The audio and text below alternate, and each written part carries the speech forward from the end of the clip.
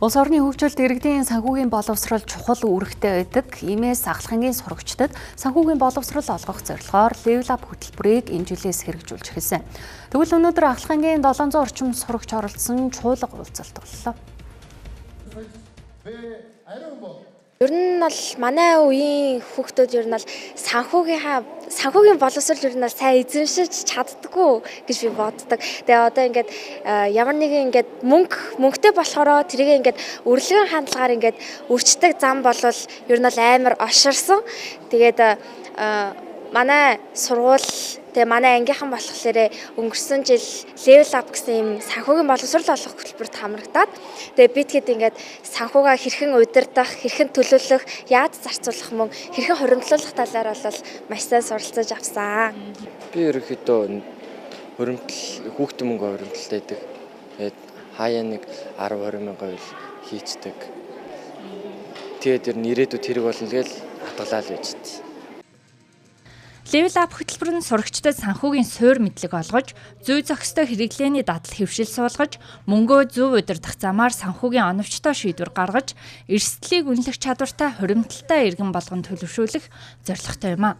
Улмаар энэхүү зорилгын хүрээнд нийслэлийн 6 дүүрэг болгон 6 аймагт энэ жилээс тус хөтөлбөрийг хэрэгжүүлж байна. Ялангуяа хүүхдийг багаас нь одоо санхүүгийн боловсролтой олгох юуны өмнө бас хуримтлал хийж сургахад л энэ хөтөлбөрийн гол зорилго оршиж байгаа. За хоёрдугаарт ингээ Ахлахангийн хүүхдэд зориулж байгаа нь бол өөрөө Ахлахангийн хүүхдүүд дараа нь сургуулаа төгсөөд одоо мэдээж ихтэй сургуульд ороход шалгалт өгөхөд ялангуяа бизнесийн ингээд хичээл гэж байгаа. Тэр бол ялангуяа өндөр хөгжилтэй улсуудад бол нэлээд тэр их сургуульд орох одоо шалгалтынх нь нэлээд том хэсэг болдог учраас яг тэрнтэй бас нийцүүлээд Ахлахангийнханд тусгайлан юм Level Up гэж хөтөлбөрийг бий болгож ингээд зохион байгуулж байгаа. Ер нь бол харьцангуй сүүлийн үед бол хүүхдүүд манаас нэлээд одоо санхүүгийн бодлого боловсрол өндөр болсон байна. Гэхдээ энэ дээр бас мэрэгжлийн одоо зөвлөгөө байгууллагуудтай хамтраад явах юм бол өшөө илүү ирээдүйдээ ихтгэлтэй ирээдүйдээ төлөвлөсөн тийм одоо залуучууд маань сурагчид маань бий болох болов уу гэж бодож байна. Тэгээд энэ арга хэмжээнд бас салбар байгууллагаараа GSA прогресс салбар байгууллага хамтран оролцож байгаадаа маш их баяртай байгаа. 2012 онд олон улсын валютын сан болон Дэлхийн банк санхүүгийн салбарт онш тогтоох зорилгоор хөтөлбөр хэрэгжүүлэхэд Монгол улсад санхүүгийн боловсрол муу гэх дүн гарч байжээ.